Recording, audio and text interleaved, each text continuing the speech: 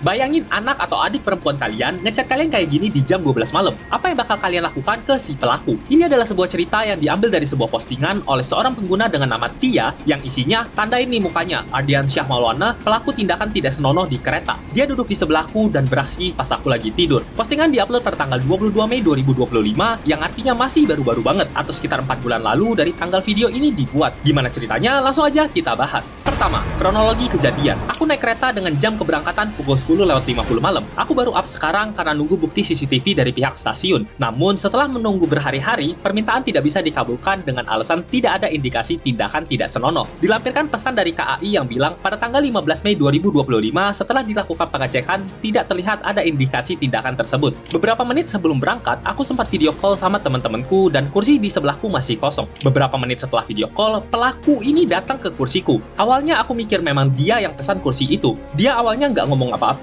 Tapi setelah menaruh barangnya di atas, dia celingak-celinguk dan tiba-tiba nanya, "Di sini tadi ada anak kecil ya?" Aku pun jawab singkat, "Enggak, kosong." Kemudian si pelaku menjelaskan kalau kursi ini punya anak kecil dan dia diminta tukeran gitu. Reaksiku cuma, "Oh, oke." Aku nggak ngomong apa-apa dan sibuk main HP. Tapi dia ngajak ngobrol mulu yang dalam waktu singkat dia udah oversharing banget. Misalnya dia ke Jakarta ada acara, dia punya bisnis, dan lainnya. Aku nggak nanggepin excited, cuma ngangguk aja. Cuma satu-satunya pertanyaanku itu, "Maaf, kakaknya umur berapa ya?" Umur dia 22 tahun. Dan saat itu aku lihatnya kalau dia ini antara mau ngajak aku ke bisnisnya atau emang bocah overproud yang lagi pamer aja. Aku lihatnya dia rada melambai juga, jadi gak menganggap ini flirting atau semacamnya, cuma sok asik aja. Pas dia lagi ngomongin soal bisnis, dia tiba-tiba minta IG ku. Aku refleks ngasih aja, meskipun nyesel di akhir. Jadi permintaan follow-nya itu nggak aku terima dan rencananya aku hapus saat turun. Kemudian dia lanjut bertanya, iya belum kenalan, siapa namanya? Jadi aku palsuin nama dan umur. Dia juga sempat nanya tinggal di mana dan aku bilang nggak tahu nama hotelnya. Setelah itu aku pasang headset dan main HP, tapi dia masih aja ngajak ngomong, bahkan ngeliatin layar HP ku. Aku diamin aja sampai akhirnya dia diam juga. Selama kami diam itu, dia sering banget naruh HP-nya di sela-sela di antara kedua kursi kami. Tangannya nggak kena aku sama sekali, tapi kelihatan banget dia sibuk naruh dan ambil HP di sela-sela kursi kami itu. Lalu aku tidur sambil selimutan dan menghadap jendela. Aku tiba-tiba terbangun dan dalam keadaan bingung, serta belum sadar sepenuhnya. Aku merasa sisi paha kiriku nempel sama sisi tangannya. Awalnya ngira, oh mungkin dia ketiduran dalam keadaan memegang HP di sela-sela tersebut. Tapi beberapa detik kemudian, itu tangan menjalar ke atas paha kiriku. Di situ jantungku langsung deg-degan karena takut. Langsung berkali-kali istighfar sambil mikir, ini beneran dipegang apa cuma mimpi? Dalam beberapa detik, jempolnya malah ngelus-ngelus. Aku langsung muter badan dan dia langsung narik tangannya karena kaget. Saat aku sudah sadar sepenuhnya, aku lihat selimut dia udah nutupin selimutku. Jadi celah di antara kursi kami udah nggak kelihatan. Muka dia ngarah ke arah berlawanan seolah dia lagi tidur, padahal tangannya lagi kemana-mana. Karena selimut itulah tindakan dia di CCTV gak kerekam. Aku langsung naruh bantal di pangkuanku biar dia nggak macam-macam lagi. Ternyata baru jam 4 pagi. Aku nggak tahu kapan tangannya kayak gitu di balik selimut. Langsung aku tarik selimutnya sampai celah di antara kami kelihatan lagi. Di situ dia pura-pura kebangun dan ngomong sesuatu entah apa gitu. Gak lama dari itu, tangan dia naik ke bantal yang aku pangku. Di situ aku langsung nyentakin pahaku sampai tangannya lepas. Setelah itu aku buka tas dan mau ngeluarin tripod. Aku pengen banget mukul dia, tapi kepikiran kalau aku bakal sendirian nanti pas turun. Gimana kalau dia nekat ngikutin? Aku juga gak berani buat ributan karena takut mengganggu penumpang lain juga. Karena di sini posisinya jam 4 pagi. Aku nyesel gak hajar dia di tempat. Setelah aku batal ngeluarin tripod, tangannya ditaruh lagi di atas bantalku. Di situ aku langsung melotot dan siap memaki. Tapi tiba-tiba dia nanya, "Kamu nyaman gak?" Langsung aku angkat bantalku yang ada tangan dia di atasnya sambil ngucapin, "Dasar orang gila." Di situ akhirnya dia diem dan pas aku mau turun, aku cuma bisa nginjek-injek tasnya yang di bawah. Aku langsung turun dan sembunyi di musola karena setakut itu diikutin. Saat dirasa udah aman, aku keluar dan mulai mencari nama dia di Google. Ini adalah foto pelaku ketika di dalam kereta dan juga IG story-nya saat itu. Saat lapor CS, ternyata kursi dia emang bukan di sebelahku. Kemudian penulis tweet juga menambahkan, "Jika aja ada dari kalian yang menyalahkan pakaianku, ini aku lampirin fotoku di musola sesaat setelah turun dari kereta dengan wajah tanpa make up, berhijab, pakai jaket, celana panjang dan juga topi." Gue masih gak habis mikir, kayak masih ada aja orang otak minus yang selalu nyalahin pakaian korban. Bahkan sampai korban itu harus melampirkan bukti pakaiannya saat itu. Lu kalau punya otak dipakai bukan dijadiin pajangan doang. Setelah itu aku langsung maki-maki dia via DM dan langsung aku blok. Pelaku merespon melalui Instagram Instagram lain yang intinya dia minta maaf, dia lagi lelah secara mental, dia minta tweetnya dihapus, dia bilang kalau nama baik dia terancam di industri, kemudian bawa-bawa Allah dan mau kirim uang sebagai permintaan maaf. Tentu aja di sini korban menolak, korban sampai harus melampirkan bukti bahwa semua percakapan ini beneran terjadi. Setelah munculnya postingan tersebut, ternyata korban dari pelaku ini gak cuma satu. Postingan tersebut memicu korban lainnya untuk mulai speak up dan mengungkap tindakan dari si pelaku. Mari kita bahas. Kedua, korban stasiun. Cerita diambil dari seorang pengguna dengan nama Winda yang kejadiannya itu tanggal 22 Maret 2025. Aku gak speak up di sosmed karena udah tegur dia secara langsung. Gini kejadiannya, adikku habis main dari tempatku dan mau pulang. Kita itu main dari siang sampai malam, dan waktu mau pulang, aku antar dia ke stasiun. Aku dan adikku itu nggak tinggal serumah, karena aku sudah berkeluarga dan tinggal di Jogja, sedangkan dia di Purworejo. Adikku mau naik kereta itu jam 6:50 pagi, dan memutuskan untuk bermalam di stasiun. Aku udah nawarin untuk nginep dulu di rumahku, tetapi dia menolak. Aku selalu berkabar dengan adikku lewat chat untuk mastiin dia nggak merasa sendirian dan aman. Namun, ternyata enggak. Tepat pukul tengah malam, ketika adikku lagi duduk di area stasiun, aku dapat chat dari adikku yang bilang kalau dia didatengin sama seseorang yang mau ngajak nginep dan pulang bareng. Isi percakapannya, ya Allah takut, masa diajak nginep? Awalnya diajak balik bareng. Takut gak sih? Rada khawatir aku. Soalnya dia awalnya duduk agak jauh, lalu malah ngedeketin aku. Aku harus gimana, woi? Ini adalah posisi kursi dari sudut pandang adikku. Kita bisa lihat kalau posisi duduk mereka itu bersebelahan di kursi yang berbeda. Sekitar jam 12 kurang, posisi adikku lagi main HP, terus dia lihat pelaku udah jalan menuju ke arahnya, dan duduk di kursi sebelah sambil ajak ngobrol. Di sini adikku bilang kalau pelaku banyak omong banget, malah diajak jalan-jalan, terus karena aku nolak, dia ngajak nongkrong ke angkringan, sekarang dia nawari makan, aku takut gak berani. Kemudian ini ketika si pelaku udah mulai duduk di samping adikku. Sumpah, sekarang dia ada di sebelahku, banyak banget ngomongnya. Dia cerita pernah kerja di Dubai, terus megang-megang tanganku. Si pelaku juga sempat menempelkan sisi tangannya ke paha adikku. Terlampir foto sebagai bukti. Di sini terlihat tangannya dengan jelas. Kemudian ini ketika tangan dia mulai memegang paha adikku. Di sini adikku juga langsung nepis.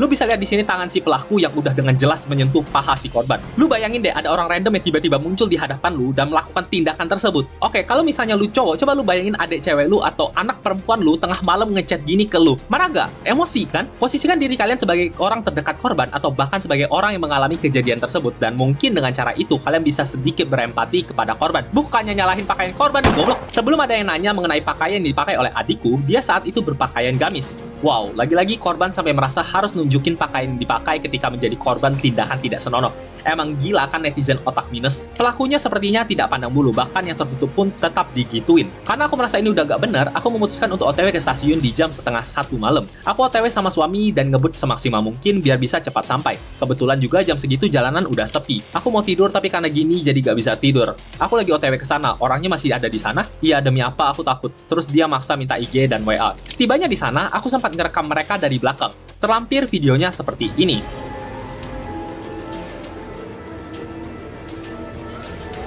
Ini adalah korban dan ini adalah pelakunya. Kita bisa lihat kalau pelaku duduknya aja udah miring banget ke arah korban. Aku langsung ajak adikku berdiri dan suamiku yang labrak si pelaku. Terlampir videonya seperti ini. Suami dari kakak korban itu yang berbaju coklat dan tinggi. Kemudian ini suaminya yang lagi mau nyari tempat duduk dan melanjutkan obrolan dengan si pelaku. Setelah kurang lebih 15 menit, obrolan selesai dan korban, kakak korban serta suaminya duduk di minimarket untuk ngebahas ini. Intinya si pelaku ditanya-tanyalah alasan dia melakukan hal tersebut ke adikku. Dan juga dikasih teguran untuk gak ngelakuin itu lagi. Pas diajak bicara sama si suami, topi pelaku diambil dan mau dibuang. Tapi si pelaku mohon-mohon untuk gak dibuang dan terus-terusan minta maaf. Kata suami, pelaku juga sempat bilang kalau dia sadar adikku itu pakaiannya muslimah dan gak seharusnya digituin. Terus ditanya kenapa megang-megang, jawaban dia khilaf. Ini bukti pelaku minta IG adikku. Kita bisa lihat postingannya yang sebenarnya normal-normal aja, dan bahkan dia juga punya personal branding yang cukup baik. Dia udah sampai lead IT dan jadi instruktur program Bangkit serta jadi speaker di seminar-seminar. Infonya nama lengkapnya itu Ardian Syah Maulana dan masuk kuliah di tahun 2024, namun saat ini sedang non-aktif. Karena pelaku maksa minta IG dan WA, akhirnya adikku kasih cuma Telegram dan ada nomor telepon serta LinkedIn-nya. Baru kenal beberapa menit tapi udah oversharing banget. Intinya dia ngaku umur 26. Tadi kayaknya korban sebelumnya bilang 22 deh. Lalu kerja remote di perusahaan Dubai, punya satu adik yang dia biayain, broken home, suka jalan sambil nunjukin highlight IG-nya, lalu ngaku punya mantan yang putusin dia karena dirinya terlalu baik sehingga mantannya selingkuh. Ini gue gak tahu ngarang atau enggak. Kemudian ini adalah cerita dari adikku yang intinya dia itu maksa banget mau ngajak ke apartemen, namun ketika tetap ditolak, pelaku ngajak buat jalan-jalan aja sambil ngobrol. Ceritanya panjang banget, pause aja kalau mau baca. Apakah sudah selesai? Ternyata belum. Ketiga, korban lainnya. Ini adalah kesaksian dari para korban lainnya. Cerita pertama kejadiannya di pesawat. Waktu itu aku sama pelaku kebetulan penerbangannya bareng dari Jakarta ke Dubai. Motifnya juga sama, awalnya diajak ngobrol, terus dimintain IG, dan terus ke situ deh. Kemudian kesaksian dari teman SD si pelaku. Ini teman SD gue dan juga pernah melakukan percakapan tidak senonoh lewat pesan. Lalu dilampirkan bukti percakapan yang isinya, cara hamilin kucing gimana? Alami atau ada jasanya? Alami. Kalau kamu gimana? Sama aku atau sama yang lain? Lalu, tumben gak nolep, kayaknya OTW hotel itu bareng 3 cowok ke Oyo. Hah? Ini seriusan kah orang ini mulai percakapan kayak gini? Sumpah aneh banget. Ini orang kenapa sih? Selanjutnya dari teman SD lainnya. Ini kenapa jadi tempat reunian kalian dah? Ini teman SD aku dan ya, dia selalu ngebahas hal tidak senonoh setiap kali reply IG storyku. Kemudian isi percakapannya, badan kamu bagus banget, aku mau mengonsumsinya. Lalu ketika ditanya soal korban yang speak up di kereta, apakah ini lu? Yap, itu gue. Berapa yang dia mau? Yes, si pelaku nawarin uang untuk nyelesain masalah, bukannya ngakuin kesalahan dan minta maaf terlebih dahulu. Kemudian dari orang lainnya, aku pernah kenal dia secara personal. Cerita kamu menguak trauma lama. Ternyata masih ada banyak korban lainnya. Kupikir cuma aku satu-satunya. Lalu ada juga dari orang yang pernah ngedate sama si pelaku. Gue pernah dating sama nih cowok dari Nearby Line. Gue mikir awalnya ini orang baik-baik aja karena dari tampang dan branding dia di IG seperti orang berpendidikan. Pas first date, dia ngajak nonton bioskop. Selama nonton, tangan dia gatel banget. Dia pengen megang semangka gue dan langsung gue tepis. Gue udah marah banget sampai mau nangis. Pulang-pulang langsung gue cut off. Kemudian dilampirkan potongan percakapan yang isinya, emang terlihat setua itu kah? Ini mungkin si korban lagi ngirim fotonya. Lalu respon pelaku, Eto bukan tua tapi segar seperti wanita muda. Ya intinya ngomongin badan lah. Lu bayangin lu lagi ngedate sama orang dan itu first date dia udah ngelakuin kayak gitu. Gimana gak trauma si korban, cok? Kemudian dari orang lain lagi. Ini orang yang sama yang tiba-tiba ngajak gue kenalan pas lagi makan di cafe stasiun. Kejadiannya baru tanggal 15 Mei. Artinya tanggalnya sama dong dengan kejadian penulis tweet. Berarti si pelaku ini nargetin banyak orang di hari yang sama, terutama perempuan yang lagi sendiri. Dilampirkan juga DM dari si pelaku yang isinya, kurasa relasi profesional kita saling menguntungkan. Berkenan lanjut berelasi via nomor WhatsApp? Apaan sih? Setelah ditelusuri akun thread si pelaku, dia banyak komentar-komentar ke cewek-cewek yang suka gym. Yang kita udah tahu isinya ngomongin soal badan mereka. Jujur aja gue bener-bener ngerasa ini pelaku ada semacam kelainan gitu deh. Lu lihat cara dia ngechat orang, cara dia merespon ke kasus ini, dan cara dia melakukan tindakannya. Bener-bener aneh banget gak sih? Kayak bukan pelaku pada umumnya loh. Dia tuh punya personal branding sebagai orang IT yang kerja di perusahaan Dubai. Dia berani pakai akun utamanya untuk komunikasi dengan para korban, serta menampilkan seluruh informasinya, misalnya LinkedIn dan nomor teleponnya. Bahkan terang-terangan komentarin cewek seksi di thread pakai akun utama. Dia dengan sadar ngakuin semua hal tersebut. Kayaknya ini contoh nyata deh gabungan antara NPD dan orang tidak senonoh. Lu cari psikolog sana? Ya udah langsung aja kita bahas gimana kasus ini ditutup. Keempat, penutupan kasus. Si pelaku udah terkenal akan sifatnya tersebut hingga ditendang dari beberapa komunitas IT dan di blacklist karena melanggar kode etik. Ada beberapa anak komunitas yang coba dideketin sama pelaku dengan chat flirting dan menjijikan. Kemudian ini adalah potongan percakapan salah satunya. Kapan bisa ketemu Om? Jangan takut, Om suka berbuat kebaikan. Dengan membantu Om, niscaya kamu akan menjadi muslimah yang baik hati. Intinya ini percakapan tidak senonoh dengan bermain peran sebagai gus-gusan. Kalau kalian ingat di awal, kasus ini tidak bisa dikategorikan sebagai tindakan tidak senonoh. Namun setelah kasus diangkat di Twitter dan respon dari para korban lainnya, akhirnya ada tindakan dari KAI. Namun sepertinya tidak sesuai yang kita inginkan. Tim KAI reach out ke aku dan izinin aku buat lihat CCTV. Ternyata kejadian tersebut tidak bisa dijadikan bukti karena posisi CCTV dan kursiku yang nggak strategis, jadi nggak bisa kelihatan. Tapi dari rekaman tersebut, kelihatan kalau si pelaku selalu liatin aku sambil tingkahnya mencurigakan. Akhirnya berbekal rekaman tersebut, pengakuan pelaku via DM dan testimoni korban lain, aku tetap maju dan proses kasus ini dengan tuntutan blacklist dari KAI. Aku diminta tunggu semingguan dan barusan aku dikabarin lagi dan diputuskan kalau tuntutanku nggak bisa dikabulkan karena bukti yang dinilai kurang kuat. Pelaku gagal di blacklist namun cukup di reputasinya yang rusak di sosmed dan LinkedIn. Walau mengecewakan, aku paham nggak semua hal bisa sesuai keinginanku. Aku saat ini udah baik-baik aja. Dari keseluruhan cerita ini, gimana tanggapan kalian? Sekian dari gue dan tunggu giliran kalian.